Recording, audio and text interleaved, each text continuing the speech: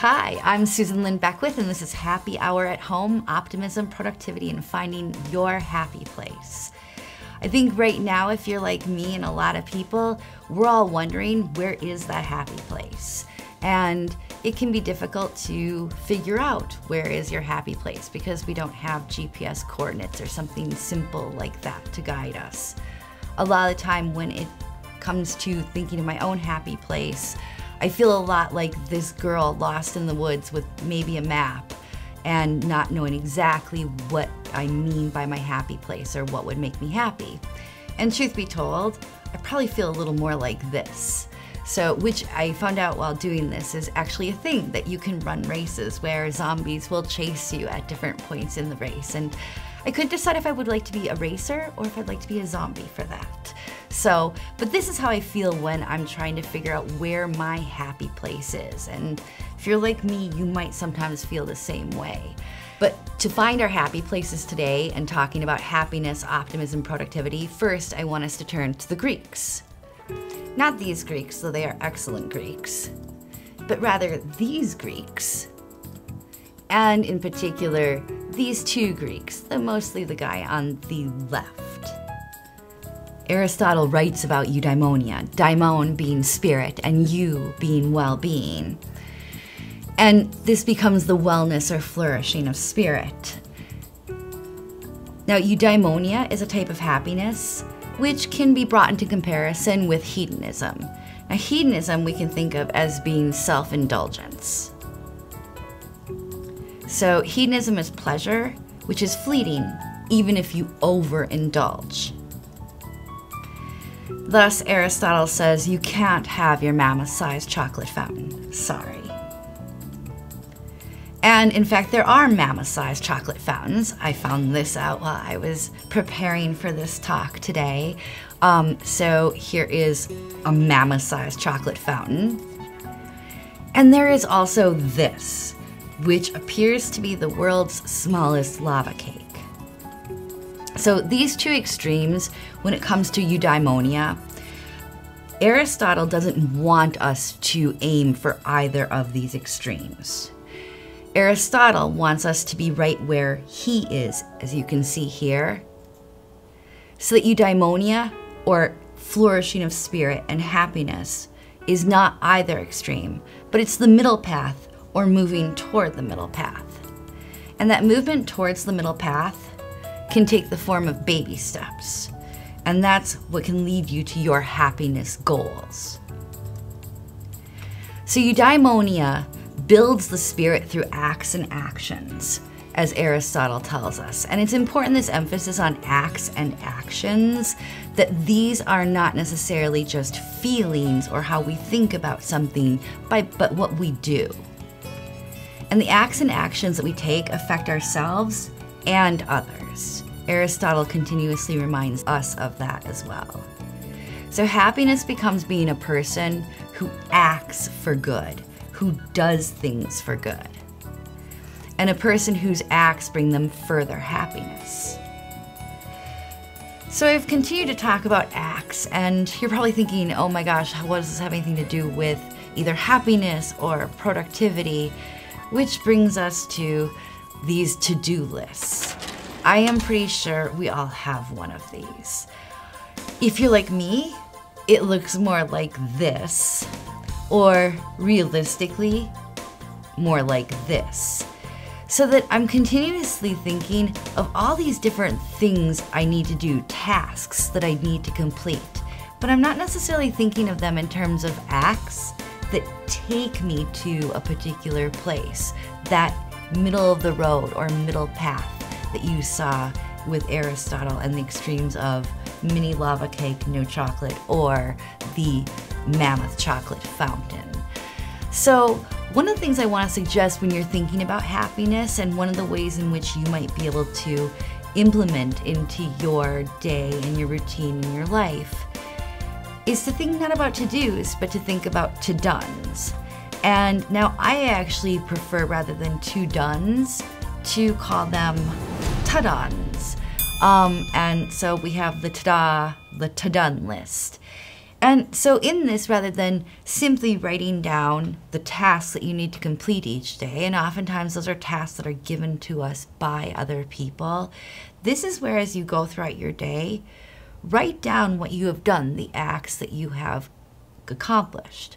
So you might write down that you studied for an hour.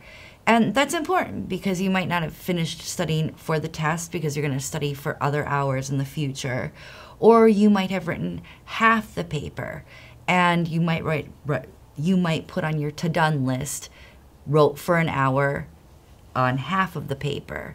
So that way, though, you haven't been able to cross anything off your to-do list, which we all know is very satisfying.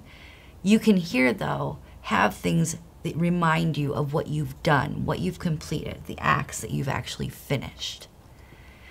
And so that goes back to eudaimonia, which, according to Aristotle, is the emphasis on it being a lasting happiness within ourselves and society.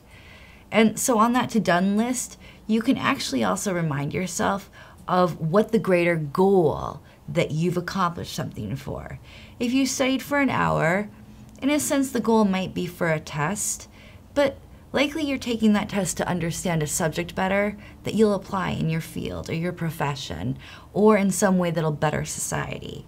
And studying isn't necessarily fun, but we can actually achieve happiness in studying or acts such as that when we think about what they accomplish in terms of the act itself, what is done, and what it's going to do for society eventually, for that flourishing of spirit.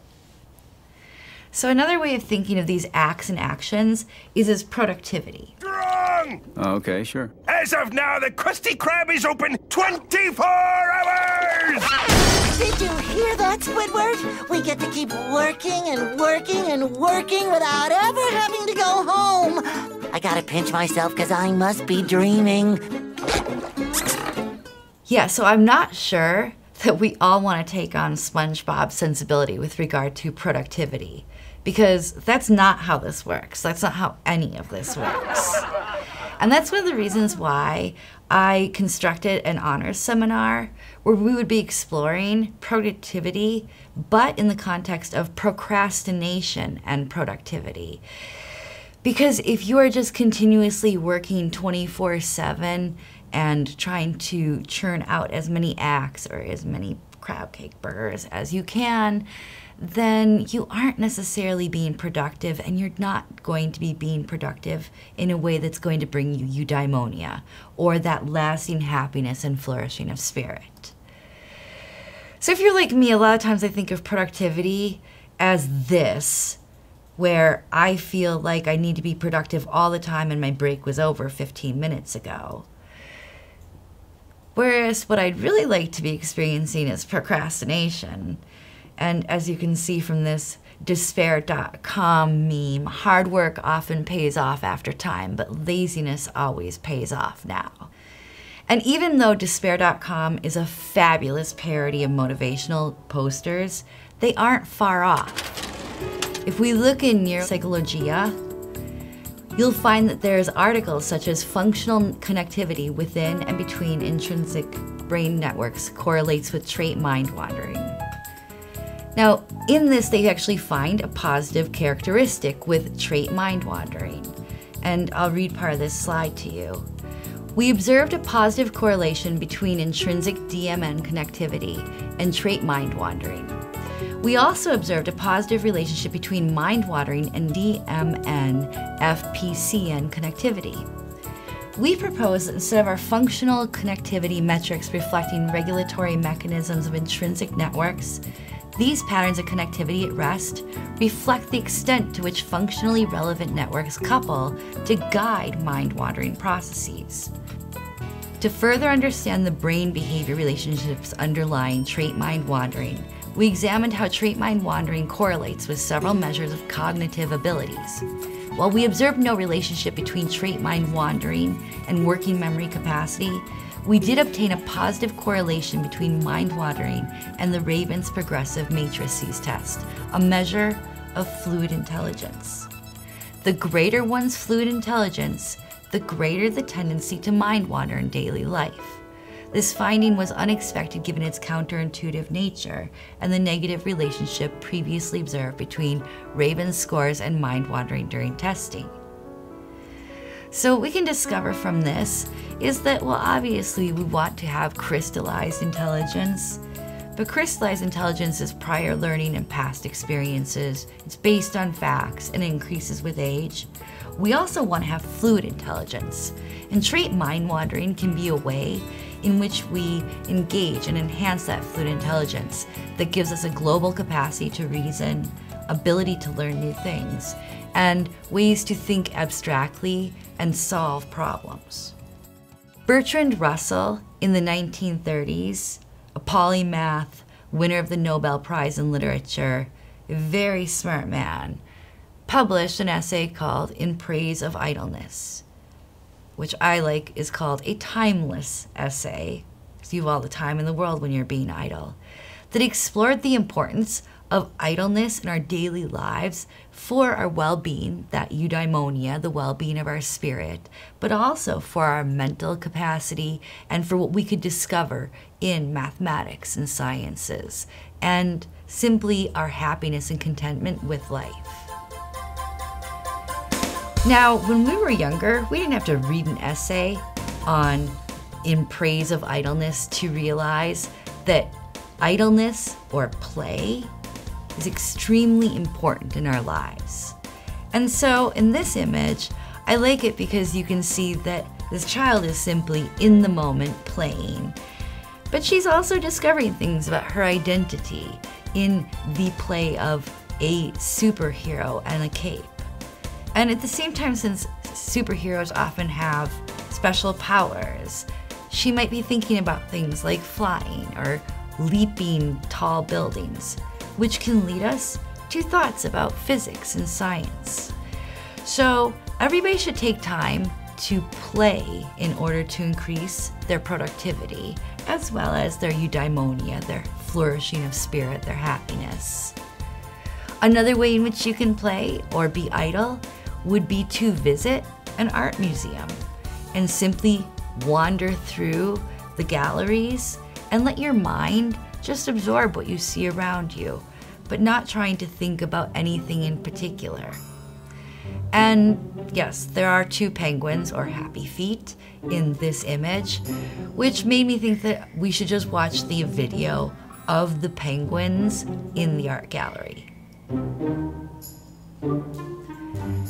You might also visit an aquarium or a science museum in order to practice idleness and let your mind wander and increase that fluid intelligence. So as you're procrastinating, you're actually going to end up being more productive in the end.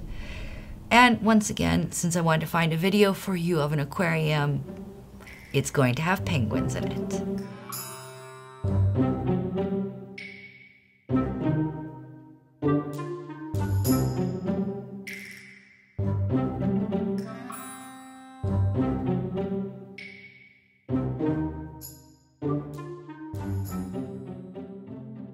While you are practicing idleness that Bertrand Russell praised so greatly, think about the fact, do you want to have a mind full, a full mind, or be mindful? It's important while being idle, while procrastinating, that you don't let yourself become overwhelmed thinking about those to-dos, but rather be in the moment. Think about what's around you. Think about how you're feeling about what's around you. And at times you can think about what you've done, those to-dones, those acts that you've accomplished. This will all help your mind, your fluid intelligence, your productivity, and that eudaimonia, or the flourishing of spirit and happiness. You certainly don't want to be multitasking because, again, going back to despair.com, multitasking is the art of doing twice as much as you should, half as well as you could. And I think we all know how effective sporks are in the world.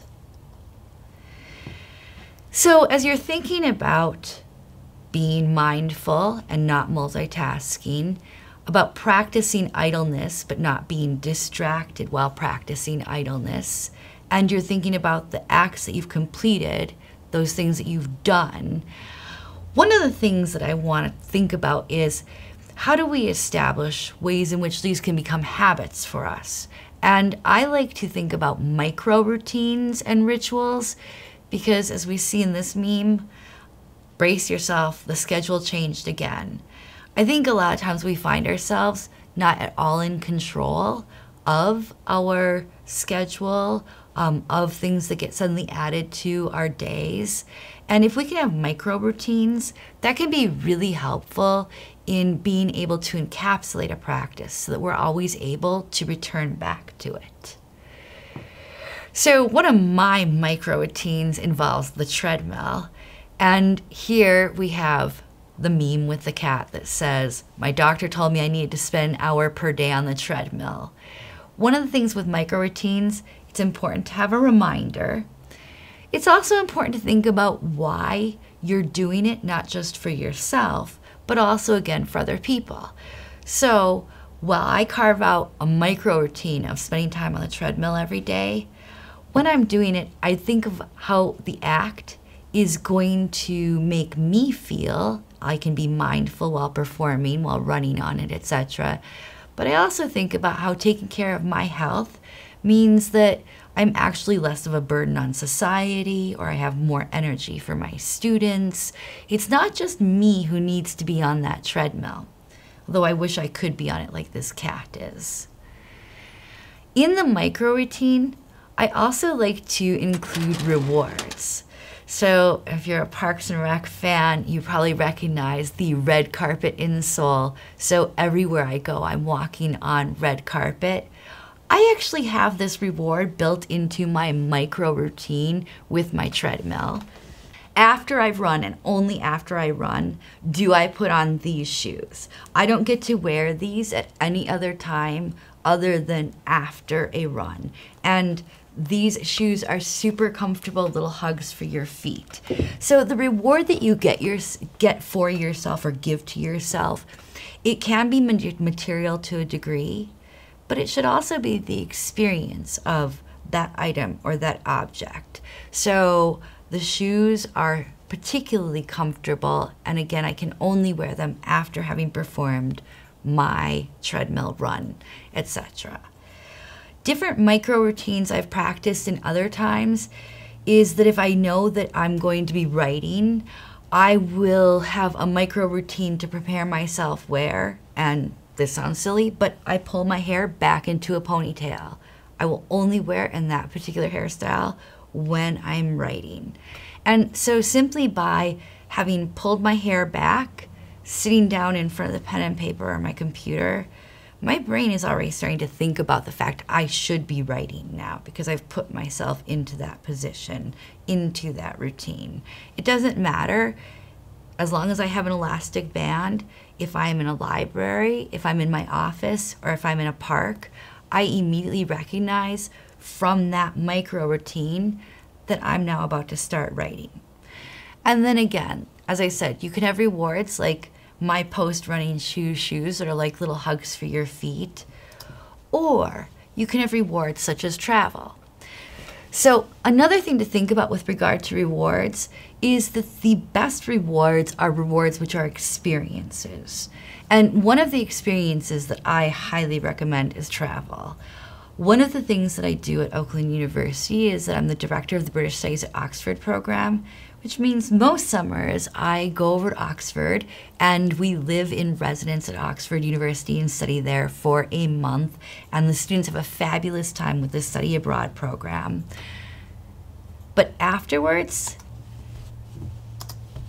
I head up to the Peaks District, and this becomes my reward as experience. So I've already been traveling, which is reward in itself, but I get to go mountain biking. And you can see in these pictures, I think that's me coming down the hill and then a shot of me going down a hill. And then I kind of got a little bit bit there by the pedal on one of the rides, etc. And I also go mountain climbing and rock climbing while I'm there. And again, sorry, hopefully none of you guys are squeamish about blood. You can see here the scrape I got while rock climbing and mountain climbing. Well, both of those scars, and I do have a scar for the one, are actually fabulous souvenirs from the experiences of the trip. I don't ever forget any of the places that I visited or the things that I saw there. Along with the importance of rewarding yourself with experiences, I also want to talk a little bit about rock climbing. And I'm not saying that everybody should go out and practice rock climbing, but if you get the chance to, I think it's a really interesting comparison and analogy to what Aristotle and the Greeks were trying to have us think more deeply about with regard to the acts we perform, how we perform them for others, and then what we've talked about already today with regard to productivity and mindfulness. When you're rock climbing, you are always in the moment. You can't be anywhere else other than exactly where you are on that rock face. And the only thing that you can actually be thinking about is where you're next going to put your hand or your foot, depending on what you're moving, what your next handhold or toe hold is going to be. And at the same time, while you're thinking about that, you're also probably connected to someone else. So you have the safety cables in case you fall and slip, etc. And you're aware how your actions will affect them and how their actions will affect you, that interconnectivity. But all this is happening when you're very much in the moment of just performing the act of climbing the rock face. So throughout all this, you can see how the Greeks walking the middle path and thinking about happiness not as hedonism or a frenetic search for pleasure that's fleeting even if we overindulge in it, but rather thinking about that flourishing of spirit, that long-lasting acts that involve not just ourselves and making ourselves a better person, and we can be happy in that, but involve helping others and making things better for other people. And then also the map to procrastination, the way in which idleness, play, exploring a gallery, or just wandering through a science museum, but enjoying the space you're in and thinking about where you are and how you're feeling at the time, can actually lead to you being more productive, can lead to having fluid intelligence, which is that lifelong learning ability. And ultimately, if you keep thinking about all the things that you've done and reminding yourself of the things you've done, rather than that stack of to-dos, you'll find that your happiness can be greatly increased. And you should take those chances to reward yourself with travel and experiences like that. So in order to find the happy place, you can see that we've focused on our to-done list, focused on my acts and actions to remind myself of what I have done, not just my to-dos. Realized I'm doing for others as much as for myself. Reminded myself that productivity can include procrastination. Increased my fluid intelligence by letting my mind wander. Took time to play. Practiced mindfulness and being in the moment. Created micro routines and rituals that fit into my schedule, even when it is not my schedule. Rewarded myself to create habits. Planned a path to success that includes experiences that make my life richer. And, most importantly, am optimistic because I feel myself and all of us flourishing. So thank you very much for joining me tonight. I hope to see you on campus or in one of my seminars, or perhaps even on the Study Abroad British Studies at Oxford program. This is Lynne Beckwith.